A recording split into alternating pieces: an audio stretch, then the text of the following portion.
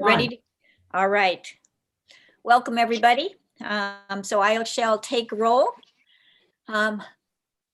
Josh Kay is absent. Aaron Treppinger. Treppinger, yep, I'm here. Thank you. Alan Pollock. Alan Pollock's here. Vincenzo Maduri. Here. Tyson Giza. Here. Charles Weathers. Here. Q Robertson. Here. Thank you. Scott McLeod. Here. Linda Nishioka present. Jordan Truitt. Here. And Summer Knightley. Keatley, here. And say that again, please. Summer Keatley. Keatley, thank you, Summer. All right, roll call is completed. Thank you, everyone.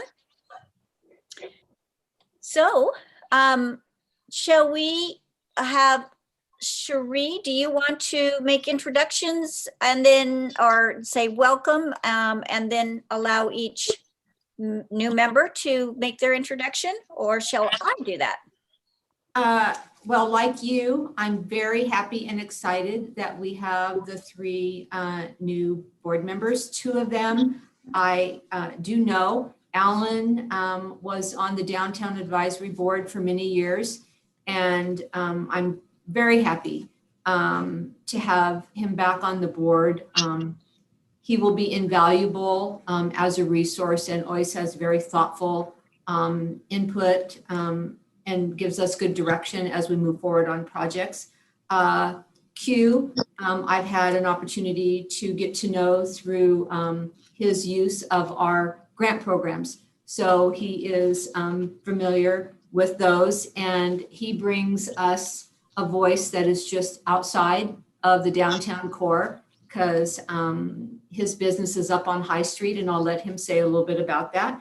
And I'm looking forward to getting to know Summer. I walk by her business all the time, but I'm looking forward to hearing what she has to say about herself and her business. So Alan, do you want to go first? And welcome. Great. Thanks, Cherie. Well, hello, everyone. Alan Pollock. I'm the general manager for Chariots. Happy to be back on the board, but I'll give the disclaimer. So it's been a few years, so I'll get up to speed in a month or two. Looking forward to it. I was on, I think, from 2009 to 2015, somewhere in that time range. Yeah, I enjoyed it. I think the downtown's an important part of this community, and whatever I can do and Chariots can do to make that better, we are here to serve. Welcome. Thank you very much.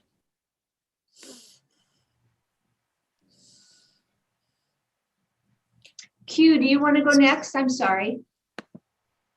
Yes, I can. Hi, my name is Q Robertson, Quandre Robertson. Q is short for Quandre. I am the owner of Q's Corner Barbershop, and I've lived in this wonderful community for 20 plus years now, and it's amazing. And I'm just very excited to be part of the Downtown Advisory Board. Thank you, guys. Wonderful. Again, welcome very much. And Summer. Welcome. Hello. Thank you. I'm Summer, and I am one of the co-owners of the Infinity Room downtown. We are open for food right now, and hope to be open for events again this fall. We're working on construction we're completely renovating the showroom. So we used to be a comedy club, and I was a part of the space, which was over on Edgewater Street, where we did music and food. And now we've joined forces, and we'll be doing music, food, and comedy starting this fall. So we're really excited to show you all what we've been working on. And for right now, our lobby is open. We've got art and a bunch of fabulous takeout. Wonderful. Thank you. All right. Well, it's so wonderful to have new members, and it's great to, oops, sorry, there I am. I lost everybody for a second. So now, did everyone have a chance to review the agenda? Yes. Do I Move to hear- approve. Yes. Do I hear a Yeah. second? Second. I'm sorry, who was the first? Either one of us will be fine. Aaron was first and Scott came into second. Thank you. All, let's vote. All approve? Who approves? Aye. Aye. Aye. Thumbs up. Anybody not approve? Motion passes. Thank you, everybody.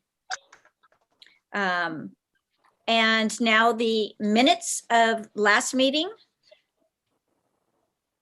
I'm hoping you had an opportunity to review those. Move to approve. Again, that was Aaron. Second. That was Vincenzo.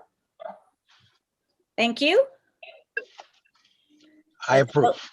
Let's Yes. vote on that. Everybody give me a thumbs up, or Yay. anybody opposed? And the minutes pass. Wonderful. Thank you very much.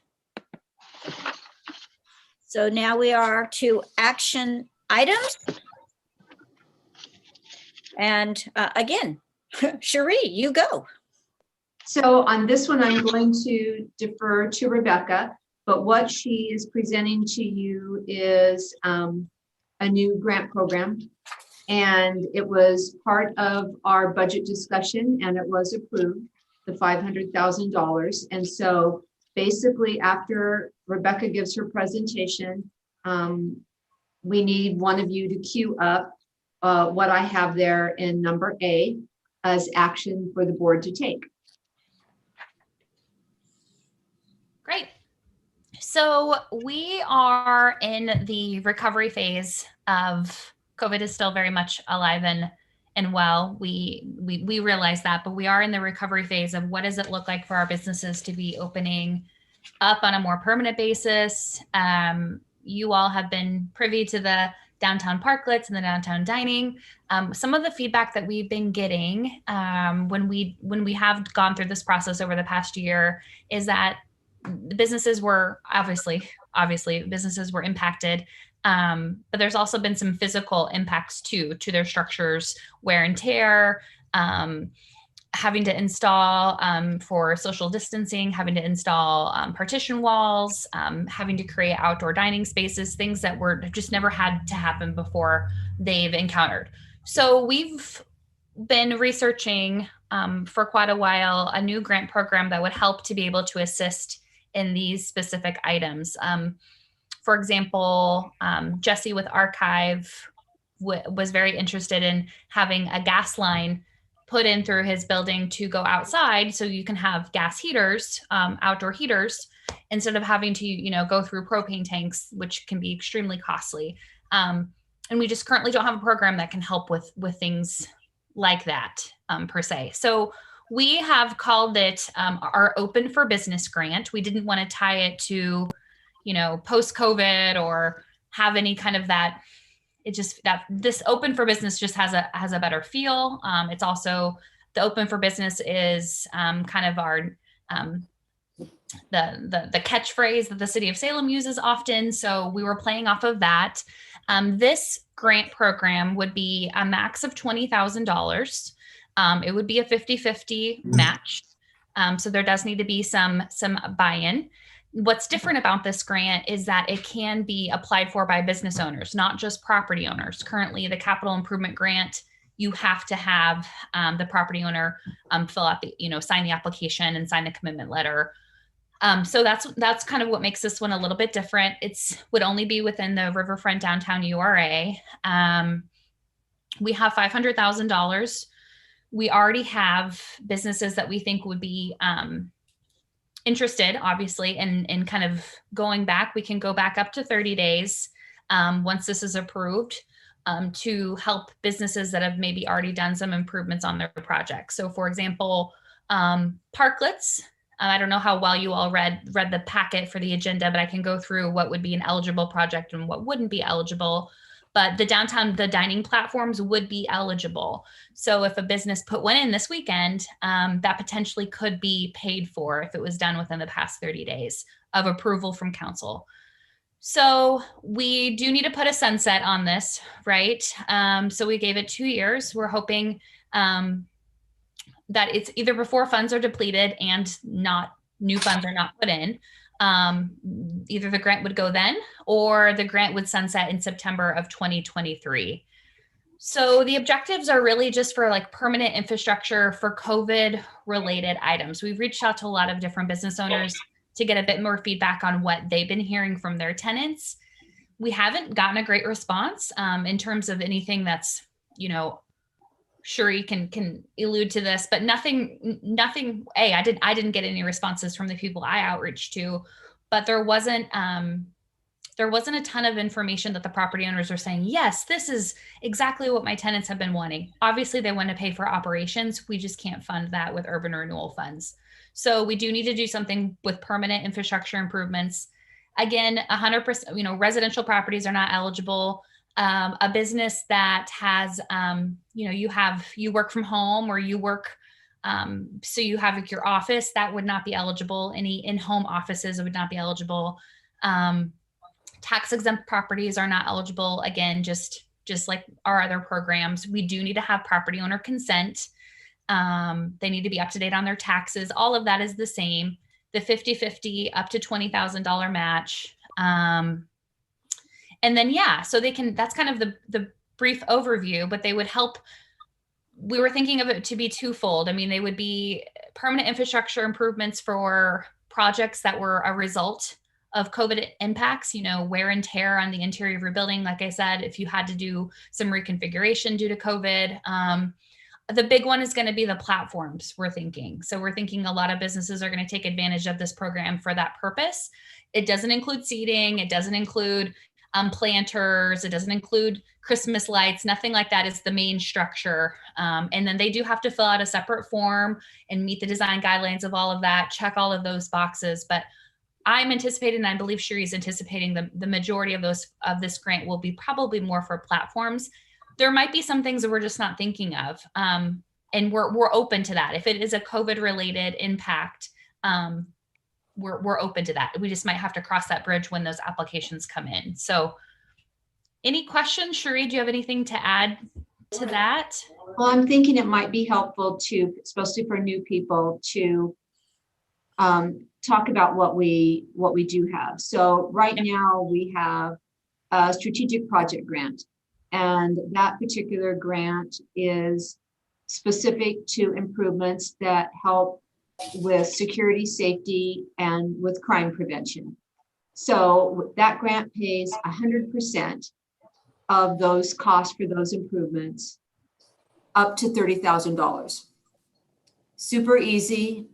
We've used it a lot for fencing, security cameras, exterior security lighting. It's been very popular. Our capital improvement grant is one that goes up to $300,000, and that's the one that has changed many times over the year. Alan will know, since he was back in the day where we just had a $50,000 exterior grant and a $50,000 interior grant, and it was only for historic buildings. And before that, it was just weather protection grants to do awnings. And we've morphed to up to $300,000, but it's tied to objectives. So when Rebecca says our current grant, capital or strategic, wouldn't fund Jesse's gas line installation, it's because the capital improvement grant has objectives.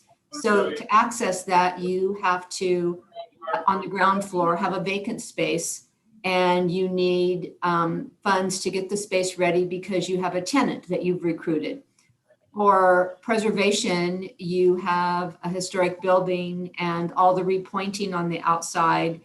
Needs repointing because all of the mortar has fallen out. And let's say you have a tenant that's come to you and said, my lease is up and I'm not staying because of this, that, or whatever. And one of the objectives is retention. So they could then come in and say, hey, if for not doing these improvements, I'm going to lose my tenant. And of course, we ask for a copy of the lease so that we know it's actually expiring, and we look at a copy of the new lease to confirm that they actually will stay if those improvements are done. So expansion, retention, and recruitment is a big one. And then another objective is new construction, obviously, and that's how some of these larger projects have entered in and gotten grant programs, or second floor improvements, because we have a lot of challenges with second floor space in these historic buildings where they don't have ADA bathrooms, they don't have elevators. So you don't need a lease if you have an upper floor space that you want improvements on, but that's not the case if it's ground floor. So again, every grant program kind of has its niche, and this one is a little bit different because now you don't have to meet one of those objectives that I just went through. So I'm a ground floor tenant, and I've had to have a lot of to-go pickup, let's say. So I've had to make changes to my entrance. I've had to, I need to make changes. My flooring is trashed because I've had all this wear and tear on it. They could come in and say, hey, due to the impacts from what we had to do, would you consider funding these improvements? And we could. Or like Rebecca said, a gas line. It was just interesting when we did outreach, because we try when we create these programs to base it on what we might not be able to do up to that point, and then come back to you and ask for changes so that we can try to meet the needs, because they change over time for property owners in downtown. So that's what we did with this one, but I'm hoping still that there might be some things that nobody's thought of that once we have it available will be taken advantage of by property owners and businesses. But it's new, and we had talked about it during the development of our budget that we wanted to have something available. But again, the challenge is always, our money can't be used to pay your bills. It has to be used for capital cost. And for those of you that don't know about the platforms, is what I call them, more than parklets, but a parklet, as of October 1st, you will no longer see tents, tables, what we have out there right now. Starting October 1st, the only thing that will be allowed in an on-street parking space is a platform that meets design standards, so that we have a consistent look and feel for expanded outdoor seating. And a lot of the complaints I get about the platforms, I'm just going to be honest right now, or the tents and the tables, is nobody sees anybody at them. Why don't you make them take it down? They're taking up parking spaces. I don't see anybody in them. Well, the council directed us to encourage and do what we could to help the businesses. And a lot of them, this is what they needed to do. But as of October, they won't be able to do that. And to do a platform, you have to go through Public Works and get a license. And part of that is you have to be open for more than one meal a day. You have to be open so many consecutive days. So to try to find the balance in all this, that's the requirements of being able to put a platform. So we do take everything that everybody tells us seriously. It's just finding that balance. And it's October because there's a desire for especially restaurants to have a little bit of time to try to catch up in what they may have missed in revenue by allowing them to keep their outdoor seating through October. So I will be quiet now. And if you have any questions for Rebecca and I, let us know. Thank you. So, Cherie, are you, so you're saying that October 1st, they can't be in those parking spots unless they apply for this to remain? No, sorry, Vincenzo, that's a good question. So basically, as of October, what you see right now, the tents of different colored tents, tables, sometimes just tables, sometimes just chairs. that will no longer be allowed. The only thing that will be allowed in an on-street parking space is a platform that meets our design standards. What this grant program does, which the capital grant doesn't do and the strategic grant doesn't do, this will pay a portion of those platform costs. Right. That's why this is unique. Yeah, absolutely. And so Yeah. then kind of my follow-up question then is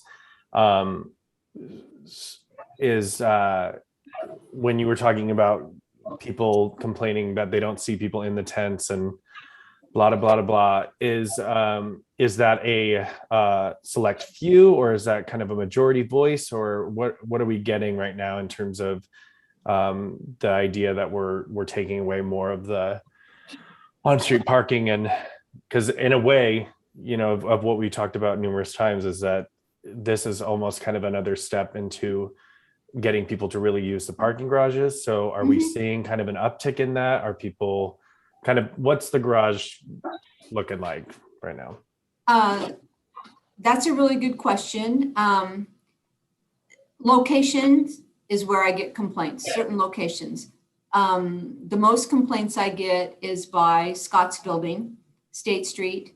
I get them for that location, for those businesses on the ground floor there, because obviously there's a lot of spaces offline, because you have Noble Wave, you have Brownstown, you have Amadeus, and you have Wallace, all right there. And so I would say the majority of the complaints I get from the public or from businesses are kind of in that zone, unless you're a restaurant.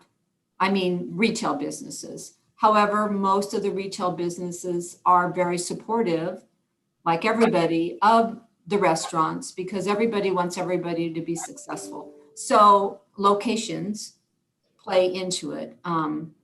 Just like you probably saw the Sushi One and Chira's come down on Court Street, because that was another location where lots of comments about, we don't see anybody in them. We would really love to have those parking spaces put back online for customers. So it's really location driven. Over on High, like where Irish Bistro is, you know, I don't hear anything, Yeah. you know, about So- those. It's the location. of where Right. they- And of where they're it, located. from what you said, it's a lot of conversation from business owners and retail kind of things. So that helps me. I mean, I'm going to be honest, you know, since we allowed expanded, there's been this ongoing conversation where retail feels that restaurant has been prioritized over them Okay. differently. And unfortunately, the restrictions on restaurants were different Right. than on retail. And, you know, council's the one who directed Right. the policy related to it. But, you know, we're coming into August, so we'll be through this pretty quick. Sorry, just one more question though, just about that. No, I'm Vincenzo. so sorry. I know, I can't stop. So for instance, the kitchen, they spent an exuberant amount of money to put up that whole thing. Is that going to, did they talk with the city to make sure going forward with this new idea of October 1st having to be a specific look? Is that going to affect something like that? That's a very big infrastructure that they put in. So we were very honest with that particular restaurant owner saying that if you build something before we have our guideline standards, that depending on what you build, it might, you know, there might be issues with that, because we will have standards. Because basically you did it, you know, you just one day all of a sudden it's up kind of thing. So, but as far as this program, like Rebecca said, it's retroactive 30 days. So it wouldn't apply to that particular Right. platform development, because it's been up for several months. Yeah. But that's a really good question. But I let everybody that has a table or a tent know that we were doing this. That's why when Rebecca says we have interest, I have people that ask me every week, can we apply? Right. Apply to help with the platform. Great. Awesome. Thank you. I didn't want them to if I couldn't help them. So, but I've been very transparent with everything on it. Great. Thank you, Sheree. You're welcome. I have one question on the platforms. Can they be covered? Yes. Can it have a cover on it? Yes. Yeah. One of the design options has a cover on it. Perfect. Thank you. You're welcome. Ooh, me. Concerning the grant, I understand the need to stretch the funds and have some buy-in, as Rebecca said. But I'm curious how you guys came up with the 50-50 match, and if we might be open to a different ratio, if this is to support the struggling businesses. Asking them to come up with more money is kind of tough sometimes. Do you want me to take that one, Rebecca? Yeah, that's fine. Yep. Okay. We had this discussion, Charles. So yeah. Yeah. So it's pretty simple, Charles. You know, one of the things that we don't want is to pay for a platform to be constructed, and then heaven forbid that business goes out of business and we're left with a platform that we then have to dismantle and do something with. So we like people to have skin in the game. 50% is generous. Obviously, if something costs 40 and you get 20, that's a pretty big benefit. We don't have anything else other than the strategic grant that provides more than that, because our capital grant starts out at 50% up to $100,000. So we're just staying consistent with what we've always had for our grant programs, with the exception of the one for crime prevention that's been reviewed and approved by the agency board. Does that help? Yeah, I mean, again, I understand the rationale.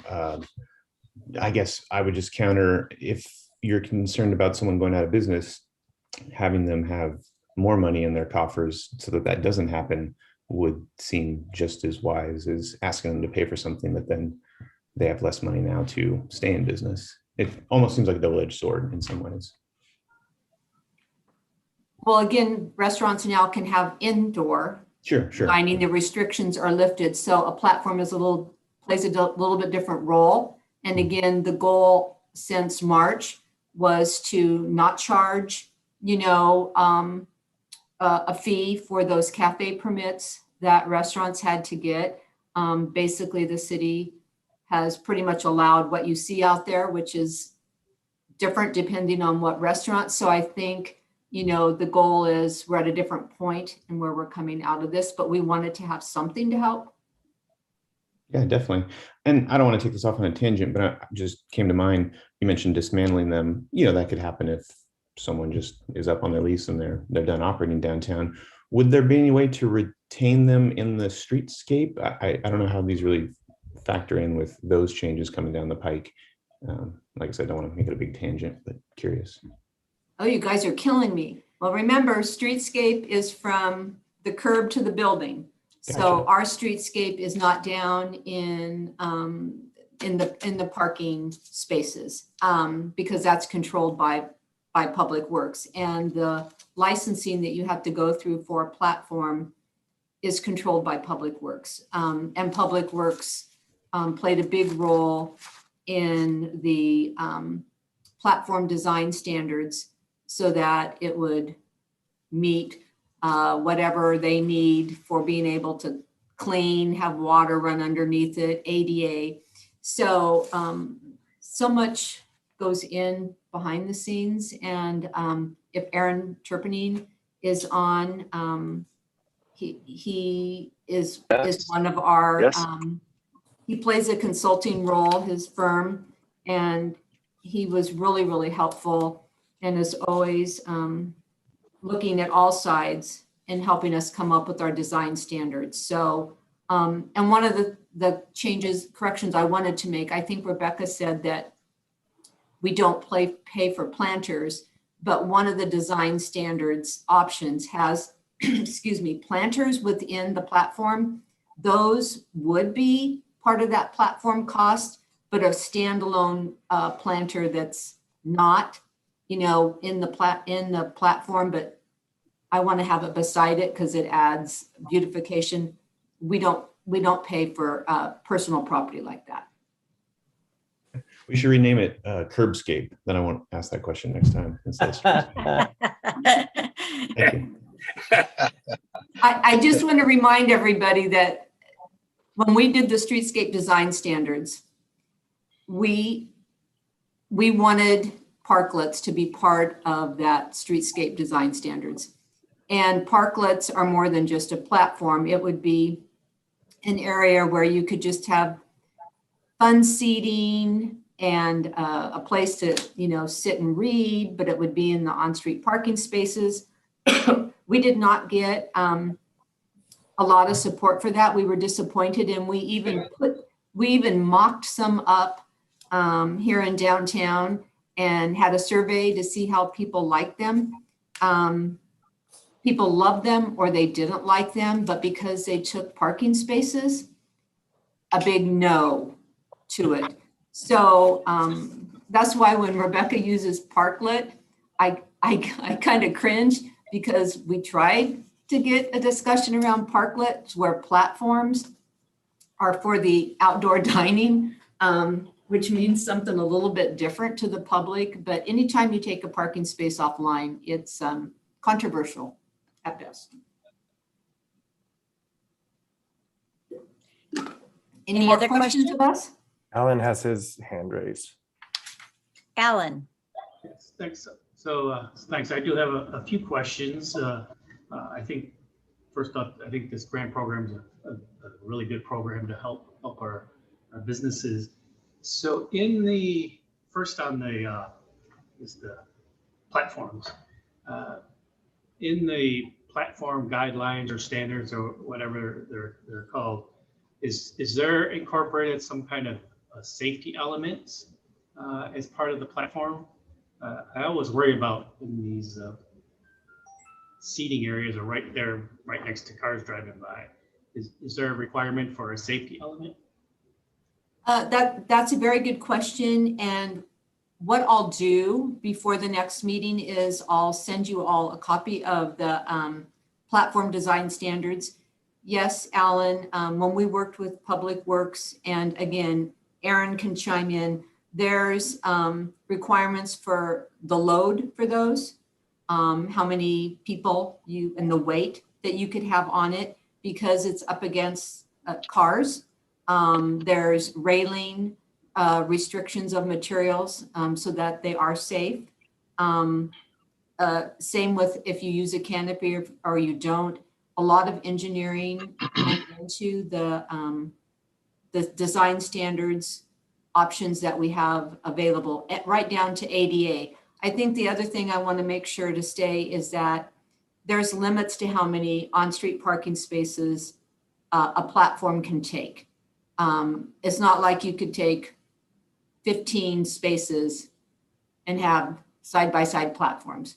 You're limited. I think it's 3 or 4 on-street parking spaces. That's all that you're allowed. And there's also a limit on how many total spaces could be offline for platforms in downtown. So it's first come, first serve, again, for getting those revocable license through Public Works, just because we can't have every space be a platform. So I have a question for you, Sheree. This is Quandre. So since it is not part of the permanent structure, what is the time, the amount of time that we are allowing for the structure to be up? Because earlier you spoke about the grants and having skin in the game, but at some point are these structures going to have to come down, or is this going to be a permanent part of the existing structure? The license is an annual license that you can get renewed unless there's something wrong with or unsafe with your platform. So each year, again, if I was going to make a significant investment, I would want some guarantee that investment I wouldn't have to rip up in a year. So no, you would just come in each year and get your license renewed. Okay, thank you. I have some more questions. So when they were designing the standards, so if I'm a restaurant and I want to put it in my platform, is there an estimate either by Public Works or somebody that if I met the minimum standards of a platform, what this would cost me? You know, Alan, you're the only one I'm having a hard time hearing. What was the last of that? So I want to put in a platform. Is there an estimate if by meeting to meet the minimum guidelines? Because I get you can extravagance that all you want. Is there a estimated cost of what a minimum requirements platform would cost a business owner? With the wood increase inflation or without a wood inflation creation? The answer to that is that when Aaron and Kevin from Public Works and myself had our meetings, there was a real conscious sensitivity to what materials we would be requiring in a platform. Aaron was the first one to say, hey, you know, if you required Trex, you know, that's a little bit different than if you require wood. Just to try to not have it be something that is just not financially feasible. I'm so sorry. We haven't had, I haven't seen the budget of one since. I know that if you order them off the shelf, because again, at one time we thought about doing that, you can order platforms. That's what other communities have done. So the city owns them and then we loan them out, and they were, you know, way under 20,000, just to give us a sense of what you could just buy and put up. And those were metal, not wood. But they didn't have a cover over them. In Albany, I live in Albany, and we have a kind of some businesses that have done a platform as well. And I'd reached out to the businesses when I was dining there just to see, you know, what does something like this cost? And with some built-in planters, some built-in benches, and one did do a covering. I believe for 2 parking spots, it was about $7,000 to $9,000 was what that business had paid for with wood. So that, again, you can do all the bells and whistles, or you could go simple, but that seemed to be kind of the number that was in Albany, at least. I just didn't want us to create a program that we priced everyone out of. So it sounds like then, Rebecca, that you and the group that you met with, thinking that if you were doing a matching grant, it would be clear that it wouldn't be more than $40,000 and probably much less. And again, that's not just for platforms, right? They could be installing their gas lines, which Jesse had gotten some estimates for that. And so so they could layer on top of that and do a bunch of other improvements as well. But yeah, I don't anticipate, I'm no contractor, but I don't know how it could be upwards of $40,000 for one of these platforms, but I could be way off. Yeah.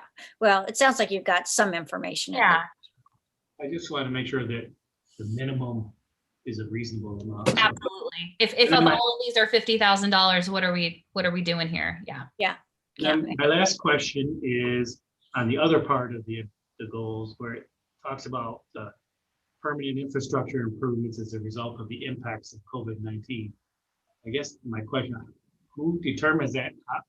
How do you what do you do there? How do you just ask them to prove or do a nexus to COVID, or how does that happen? Well, it has to be a capital cost.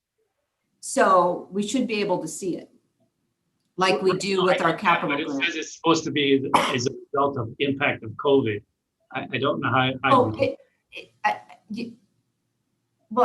We would have to trust. I mean, if somebody says, my floor is trashed, my entranceway floor is trashed, and I go and the entranceway floor is trashed, and it's because I've had so many more people stand here and wait for their pickup versus just coming in and sitting down. Or I don't know. I had to do this or I'm doing this because of COVID. Again, the intent is to help, not to say no. The goal would be to say yes. And it would be rare if, especially a restaurant, between Rebecca and I, probably more me, because I've been down here every day through COVID. I would know if somebody was saying, hey, my floor is trashed. I'm going to say your floor has been trashed for 15 years. You know what I mean? But it's more and more trashed. And, the challenge is, Alan, that right now a business, you don't have access to a grant because it has to be a vacant space to get access to a grant. So if they've had some impacts, this is really the only tool we would have to try to help them, because you have to meet one of those objectives with the grant that goes up to 300,000. Well, I'm good with it. I just wonder, how do you fill out an application to prove that, or who gets to say, yeah, that is COVID, no, that isn't? That's a tough call. I wouldn't want to make that call. And Cherie and I had those discussions too, because we don't know what we don't know, right? That's why we reached out to some property owners and some business owners. They lived it. We didn't, on their level. So I know that there's going to be applications for things that we have not even thought of. And I think we'll just have to approach it at that time. But I'm curious, now that you've heard about the grant, is there anything you all are thinking as business owners that you're like, this would be perfect for that? I'd love to hear your feedback before the grant is approved. No, and actually I have a question about that, because you bring up Archive's point of wanting the gas line, but then other folks talking about the platform. Is it something where the max is going to be the 20,000 match for a business over a whole time frame, or do you have to have all your ducks in a row and all your ideas for just one request, or can you come back and go, oh, and I also need this 4 months later, I didn't think about it? How will it be administered in that respect? Yeah, and I can let Cherie chime in on this, but I would assume it would be the same as our capital grant, where you just have to reach your maximum. So if you went in your first application and you've spent $8,000, but you want to come back 2 months later and cap out at that, absolutely. It would just be a max. Is that correct, Cherie? Was that your vision? Yeah, because the grant programs, if you hit the max, you can't come back in for 5 years. But again, this program sunsets. So if we're going to get a request, we're going to get them within close proximity of each other. But it's not man, I wish I would have also included gas line. And if you haven't spent if you haven't reached your max, the business owner or property owner could come back if there's funding. Sure, yeah. The question that I have, based off of Alan, is, would it be better, instead of saying impacts of COVID-19, to rephrase that to not specifically say anything about COVID? And I'm sure you had a discussion about that. Again, kind of trying to address Alan's question is, how do you evaluate it? Could there be some other way to say improvements for project as a result of impacts over the last year? I mean, you don't necessarily have to say COVID, maybe, I don't know. I guess when you open it up to impacts over the last year, was that a personal flood that they had? Was it a sprinkler system that burst? We don't really pay for those types of things. So right.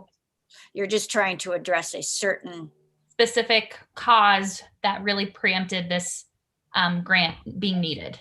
Then the next question I had about this is, you're going to sunset it, but if it seems to be an effective grant, would it possibly get refunded? And then the sunset would go away, or then be restructured for another date, say 2 or 5 years later. Is there any thoughts on that? Or is this going to be very specific, 2 years only for this? Well, as you know, guidelines, policies can always be changed. I mean, with our capital grant, we've already got agency board approval for exception criteria. There's nothing that says if this is super successful that we run out of money and I don't come to you or Rebecca comes to you and says, hey, we want to take 500 more out of the capital grant program and put it into this. We did that, 2 or 3 times on the strategic grant program. It way exceeded our expectations. I don't know how many, I think we came in and changed it. We reduced it from 50 to 30 because most of the requests were 30 or less in improvements. So again, our goal is to try to make them benefit as many as possible and try to stay current with what the needs are. So yeah, there's nothing that would prohibit us from, if the name doesn't work, if putting COVID in there doesn't work, and just saying, needs of a business due to the challenges from the last, we can come back to you and say, we're going to take that out, and we go in front of the agency board and we take it out. Again, just trying to eliminate some of that, decision or restrictions that COVID might make, but it may be that you want it there. So I was just wanting to kind of follow up. Yeah, good questions, everyone. Rebecca, When I you were think- saying, sorry.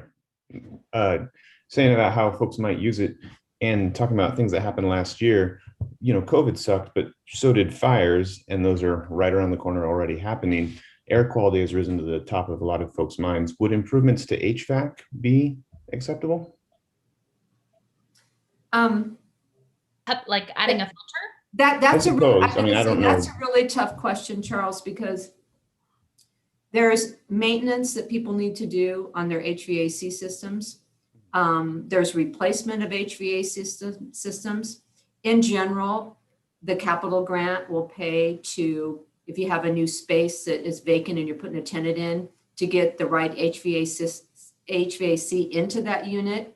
But Rebecca and I get requests all the time because somebody thinks their HVAC is close to the end of its life and they want it replaced, but it doesn't meet any of the objectives. And so we don't do maintenance and repairs. So there's always that fine line between exactly what is it that a property owner needs, because that's not the grant programs that we have. It has to meet an objective. So this one, in regards to air quality, what exactly would somebody be asking me for? Filters? Yeah. I don't know. I mean, I don't know that science. Put in, now that we're talking about it though, I would just put in central AC in our house, and he was selling me, and he sold me on this amazing filter that will want to filtrate because of COVID. That might be a thing we get. And now that I think about it, it was definitely tied to COVID. It was, do you want to breathe in your house and not have to worry about giving your daughter germs? It was a whole, he got me hook, line, and sinker on it. So I don't know. Now that you say that, Charles, I mean, we might have business owners that want to add that they want to do their HVAC. That's something that at the staff level, we needed. Those are the types of things that we don't know what are going to come up. I've usually seen the application be more of a, I guess I'd call it personal property, those on floor sort of purifiers and whatnot. But again, like you say, someone sells you on a fancy thing, or I was thinking more of the air quality from filtering out particulates from smoke, because that's a challenge. No one wants to come into your building if it's hazy. I didn't know if, again, I don't know the science, but perhaps there's some add-on. So it'd be an improvement, not a replacement, not a maintenance, but something to deal with smog and air quality. And again, it might not even exist, but And I wanted to throw that out there. Air purification system. They're $1,300. They exist. All right. I know for a fact. So that's interesting. I kind of have a question going back to the archive thing. It seems like that is just a kind of cosmetic like upgrade. And I mean, I think it's great, but how does that, you know what I mean, impact like the COVID things, like, because we're talking about, so then I guess maybe the question is, and I apologize for interrupting, but the question is if that's possible, then is it when people are looking about the tents and stuff like that, that heaters and things will be a part of, and propane tanks. How does this work? Yeah, so I think the general assumption is that we'll be needing to have some social distancing component, still maybe forever, who knows? And having this outdoor dining platform, having people sit outside, we're not just going to want to do that in the summer months. You're going to want to do that in the winter months, right? So there's going to need to be heaters. And they're upwards of, I mean, I think GovCup had spent upwards of $1,200 a month on refilling their tanks. And so Jesse had done the math, and because we had this temporary heater and tent grant, back around Thanksgiving, and Jesse was like, this is so great, but I don't want to invest in these standalone heaters because I can't afford to be filling out the propane tank. So I'll just put a gas line in. You want that anyway, because it's a permanent improvement.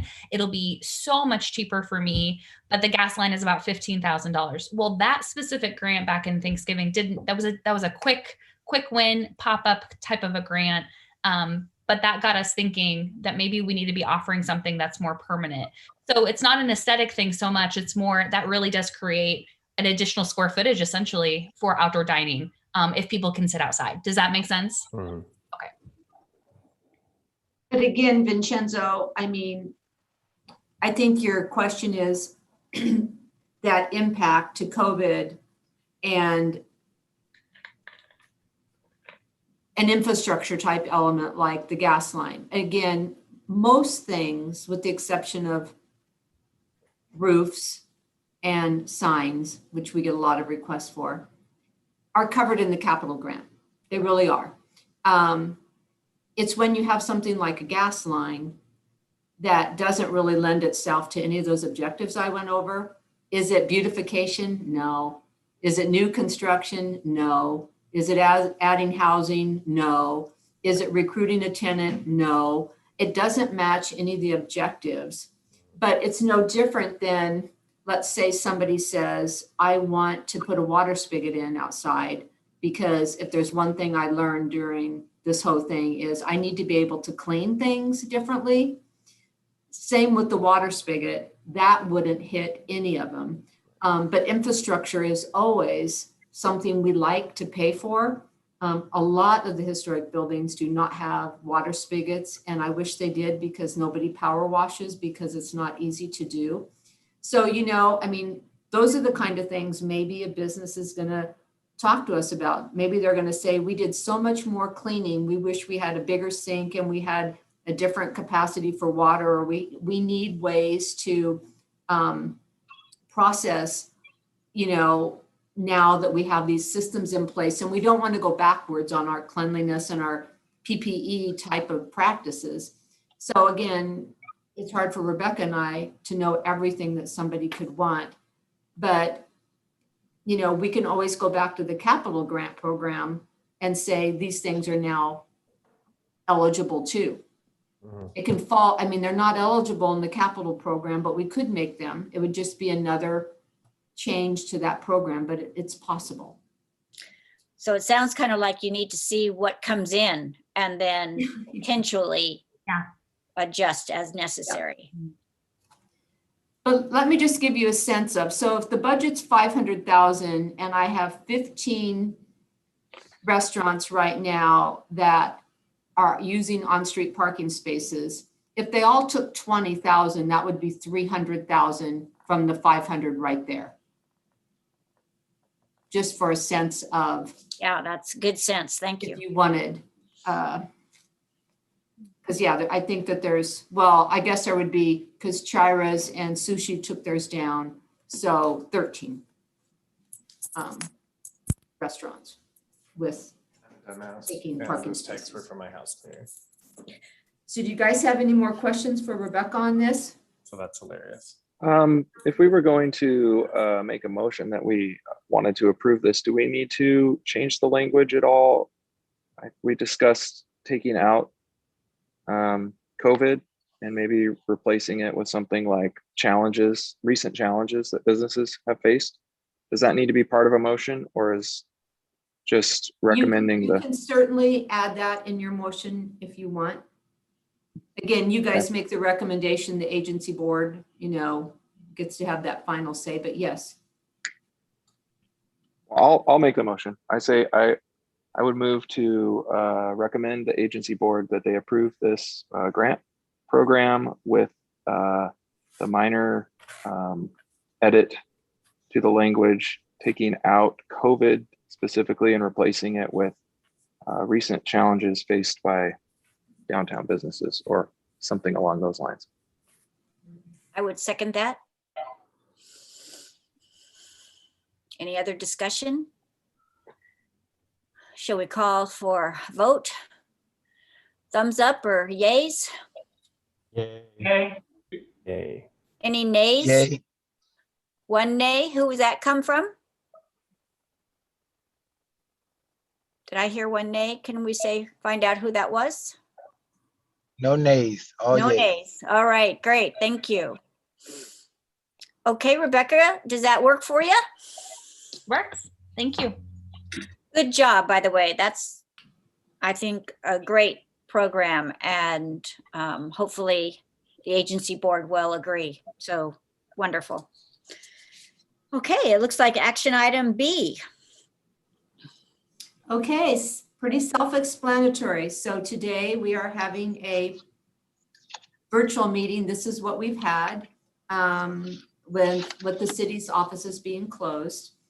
City offices are open. And so we're checking in with boards to see their preference for meetings. Back here in UD or continued virtual. We are exploring the possibility of hybrid where we could have in person, but some people could be joining us virtually. But we're not set up for that right yet, but we are exploring that. So it's just a vote unless you guys want to talk amongst yourselves about it. Does anybody have any thoughts or questions regarding whether or not we do in person? I'm going to start out with, I'm going to tell you, if possible, I would suggest hybrid. And the only reason why is I went to my first in-person meeting and it was like, as I was driving there, I'm going, oh my goodness, I almost wish I could have just logged in. Mainly because of the time to get there. And so I think it would be nice, especially people that are busy, if they just don't have the time to get there. That might be a nice option for them. But at the same time, it is really helpful to have people together. Sheree, if I could say something on this. My understanding was that we have been told we can either meet in person or virtually, but we can't mix them. We can do a virtual this time and an in-person next time. and Okay. that way, but we can't mix them because not every board has the same capacity to deal with those functions. So that's my understanding. Thank you, Anita.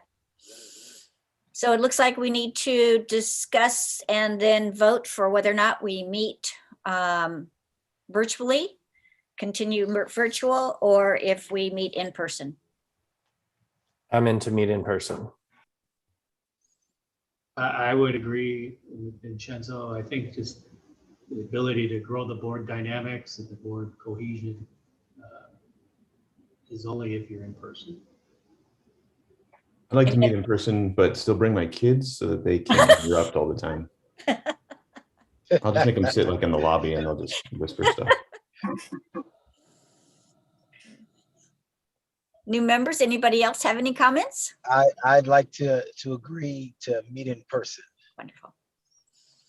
Well, it sounds like we're getting mostly in person, so can I hear a motion? Yay. So I'll That's, go. that's a will- motion. I will put in the motion to go back to in-person meetings starting in August. I would second. All those approve, thumbs up, yay. All right. And any opposed? Look at that. It passed. We get to meet in person next time. Woohoo. All right. Information reports. So at the last meeting, for those of you that are new to the board, Josh, our chair, who Linda's filling in for today, brought to the board a suggestion or an idea about having the importance of having a post-pandemic downtown event.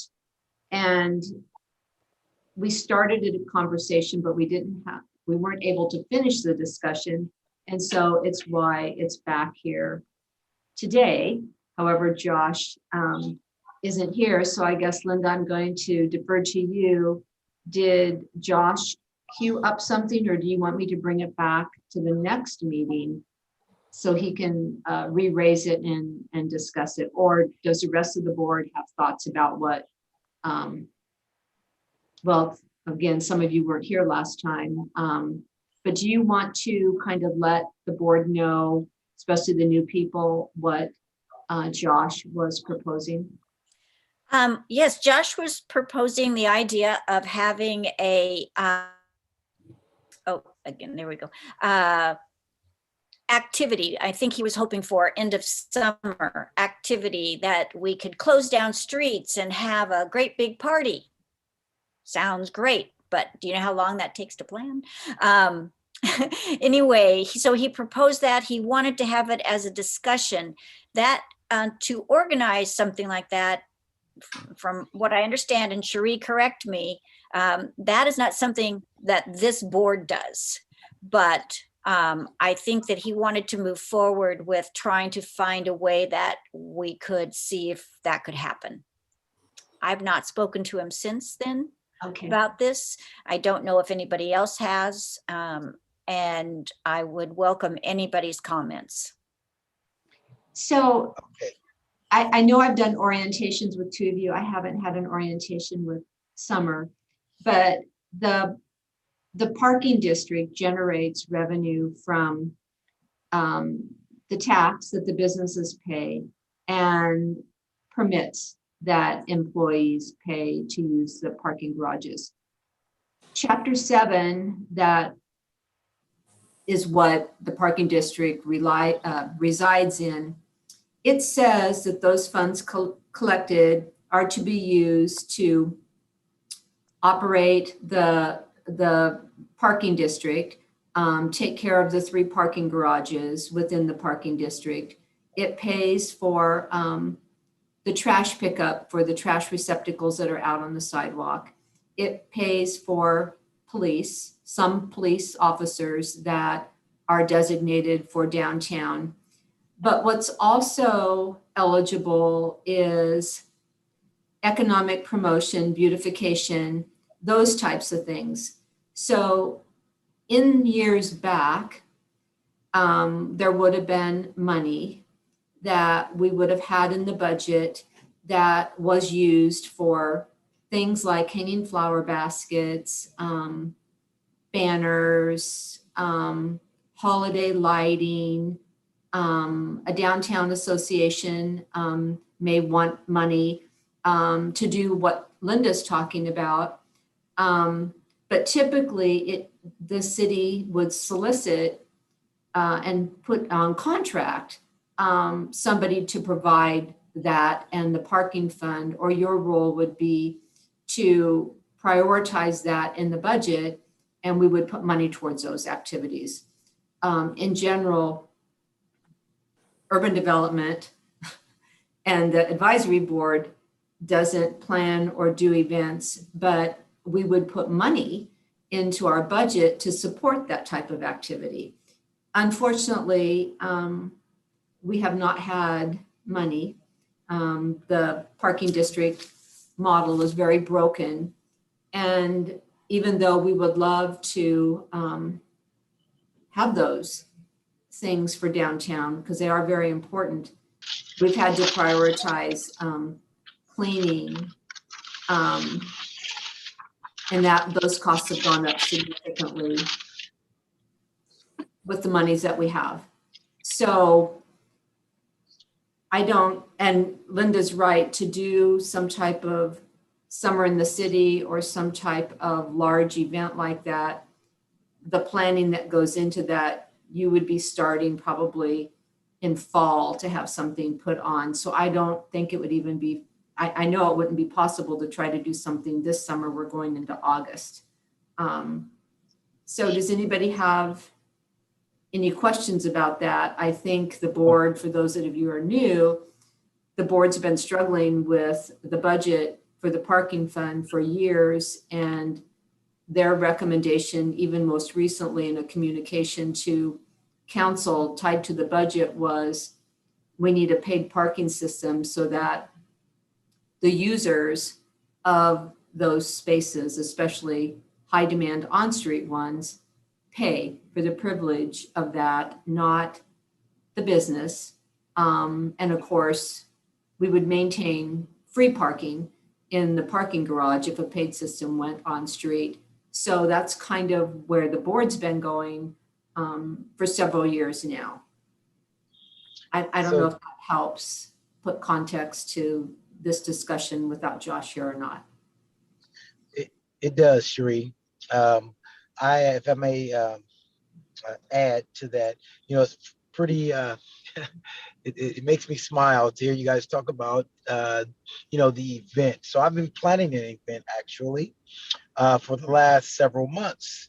I believe, Cherie, I've given you the information on that. Now, I'm not sure exactly what, you all would like to have entail or be detailed in this event, but I have organized an event. I'm not sure if you guys are all familiar with Church Street Boxing that was located downtown. Well, I've taken over that program, and we've been organizing for the last few months an event that will be here on August 14th and 15th.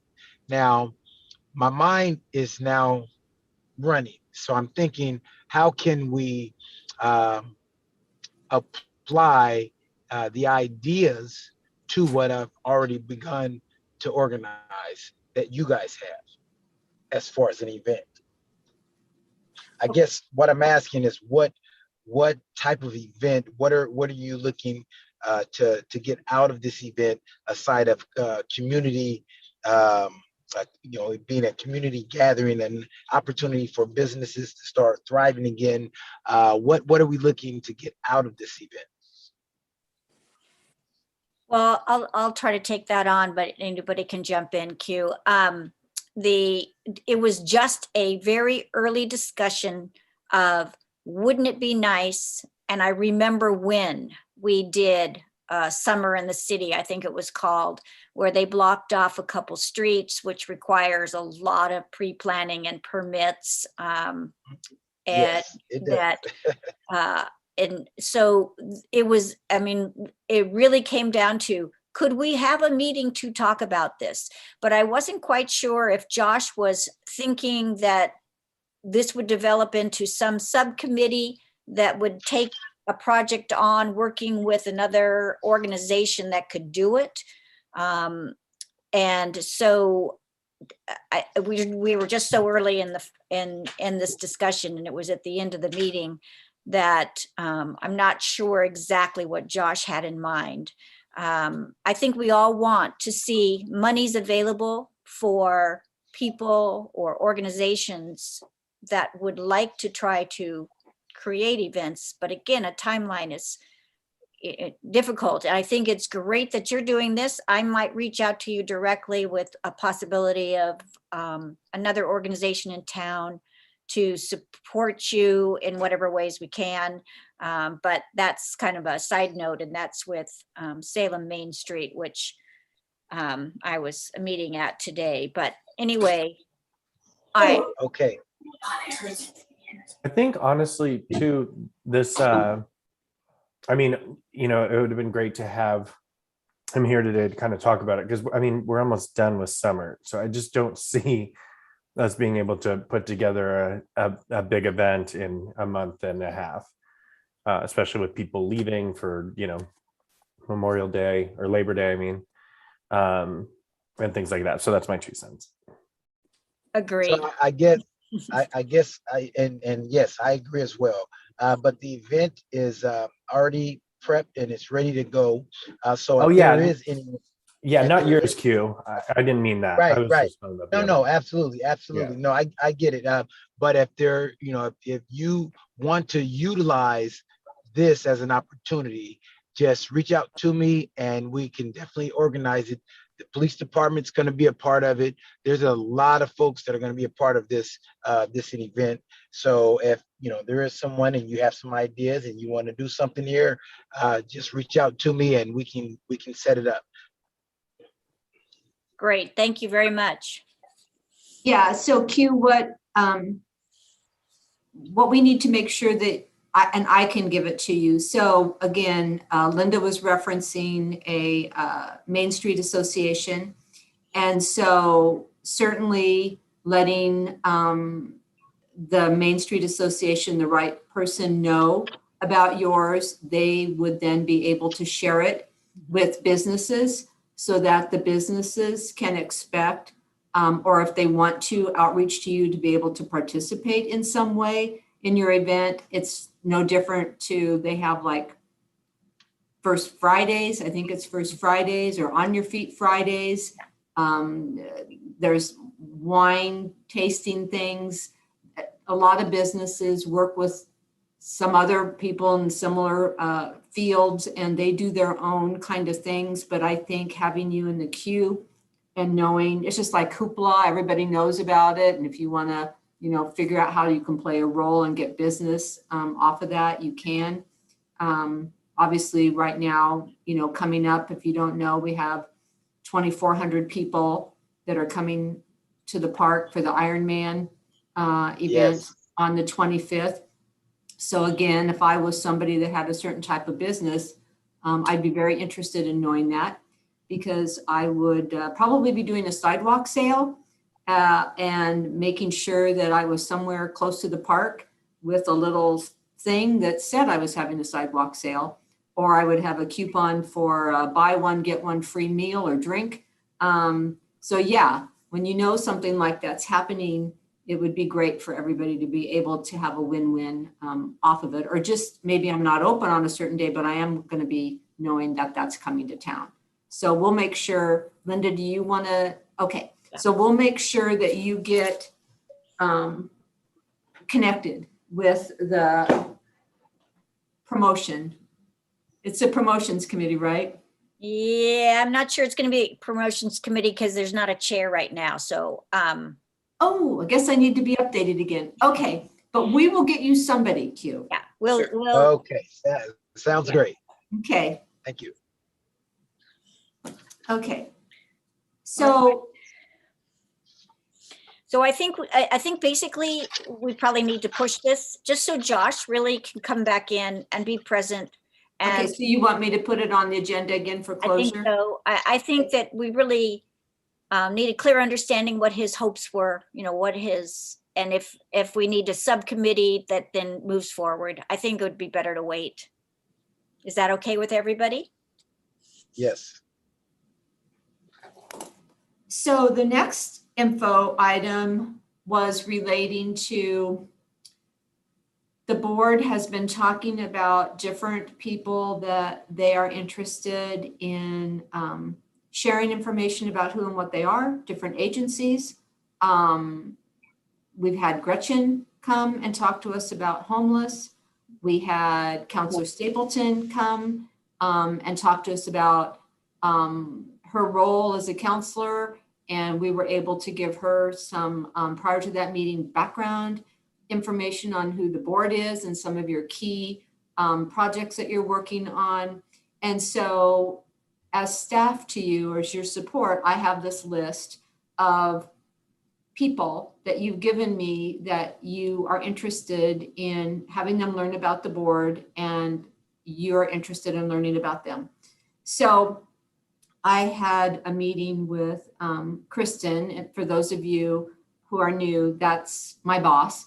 That's the director of urban development, about this topic. And she was very quick to share with me that a lot of the people on the list, we had the Housing Authority, we had Steve Powers, we had Jimmy Jones from Mid-Willamette Valley Community Action. They get asked to speak constantly. And that kind of Cherie,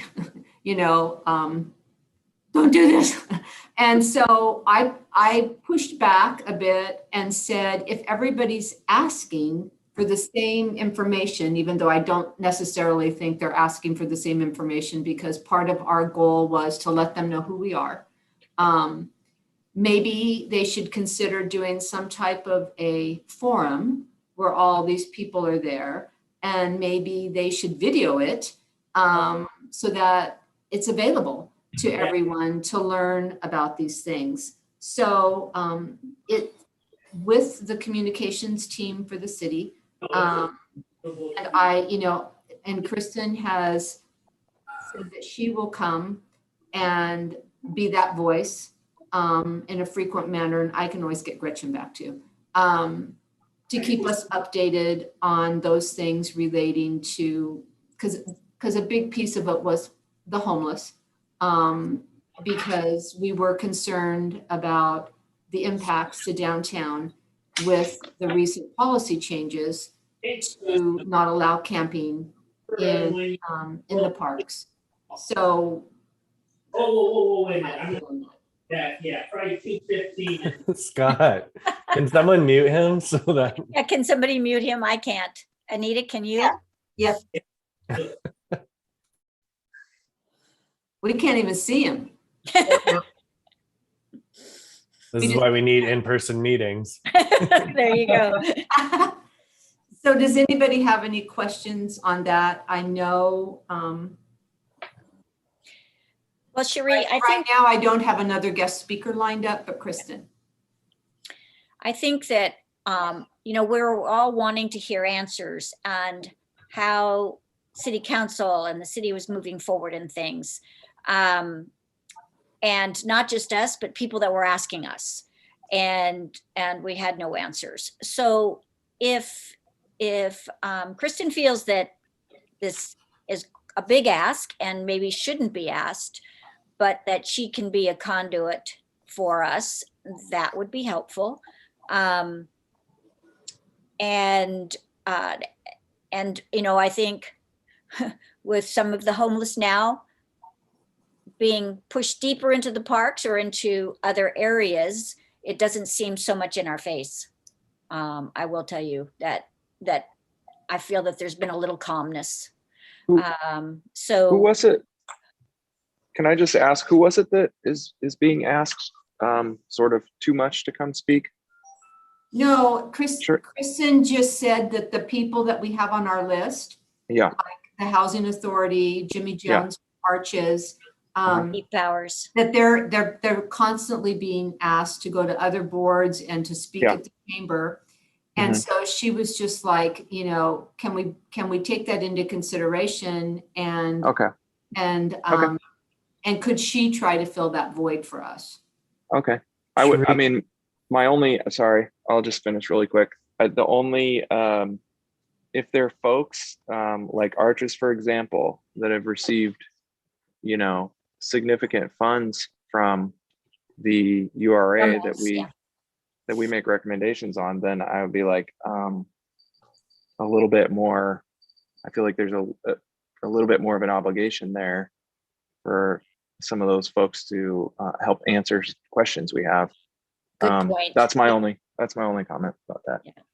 I think that's an excellent point, and that might be maybe Cherie, we could look at that list again and narrow it down, and then make a plan to say we're going to ask these agencies or individuals. Cherie, the list was long. I have a question, Cherie, kind of going off what Aaron just said.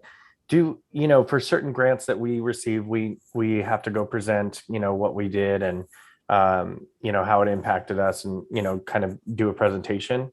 Is that not something that would be beneficial for us going forward? That people, that organizations, businesses that do get funding from this kind of the URA stuff, that they then, in 30 days, 60 days, they present us with what it did, how it worked, how, they appreciate it, all that kind of stuff. Well, again, in a perfect world, it'd be great if we do tours, too. We've always wanted to do that. And unfortunately with, COVID, we have pretty much been, sheltering in place or pretty much staying away from any type of large facility. But I think that that's we wanted to go in the police facility. Linda was nice enough to let us go into that, into the Nishioka building. Yes, in a perfect world, we have in the past had developers come in and share with us what they're planning to do. And again, we just recently had the Nordstrom's project and the home and hotel get grant exceptions approved. Right. And we weren't meeting in person, so we didn't get to have them come in and show us our renderings. But I will, now that we have, if we're going back to in person, we'll certainly invite them to come.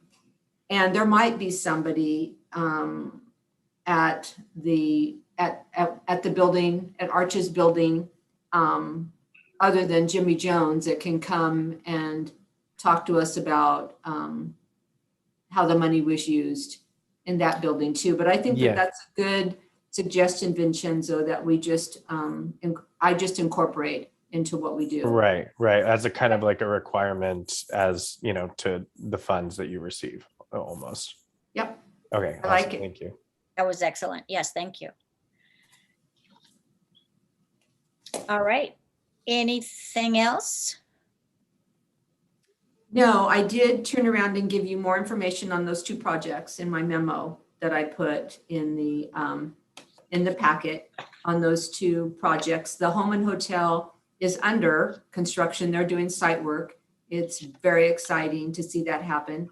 I think the other good news I have is I recently had a meeting with the general manager from the convention center, and their booking activity is, they have a lot of booking activity and a lot more than they thought. And they're very excited about that because obviously they haven't been doing any events there because of the restrictions. So that is really good news. And then it looks 99.9% that the Penny's building is sold. I don't know anything more than that. But if you think about how fabulous that is, that we have, 60-some million dollars of capital investment going into downtown between the hotel and the Nordstrom's building redevelopment. And who knows, once Penny's gets redevelopment, what's going to happen there. So, we talked about, is it an opportunity or is it a challenge? And it's looking like it's a big time opportunity for us to have some things happen in downtown. Salem Center is for sale, but the brokerage firm that they have representing that sale, I am extremely impressed with. They have called and are really being thoughtful in regards to who a potential purchaser might be, what we would want, or what we wouldn't want for a purchaser and to see at that site. I don't know of any time in my career where a broker representing a building like that has engaged so much so that they can do the best they can with selling that property. So that's pretty exciting. So we have some really good stuff coming on and happening right now. So that's my good news. What's happening with any of you? Come on, Vincenzo, you always have something. I know. I was like, you're gonna ask.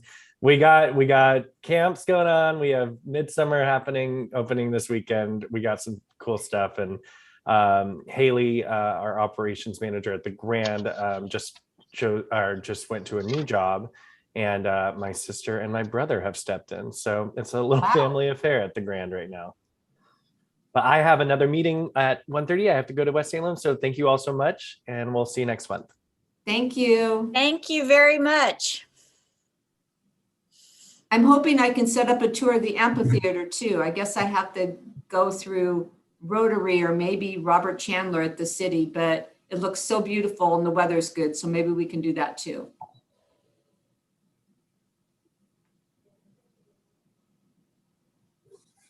Anything else?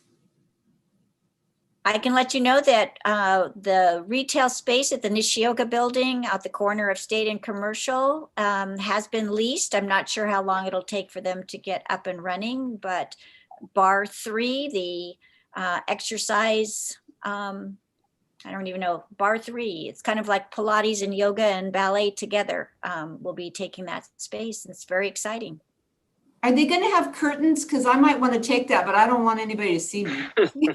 Well, again, those screens that they already have would be perfect because you can see out but not see in. So I may don't have know. to put my mask back on. I don't know. And Linda, can you tell us how lease up's going on the apartments there in that Oh in your yeah, building? yeah, I could fill you. The last count I got, which was probably about 10 days ago, it was 88. And they anticipated, I think, another 20 more before September. Wow.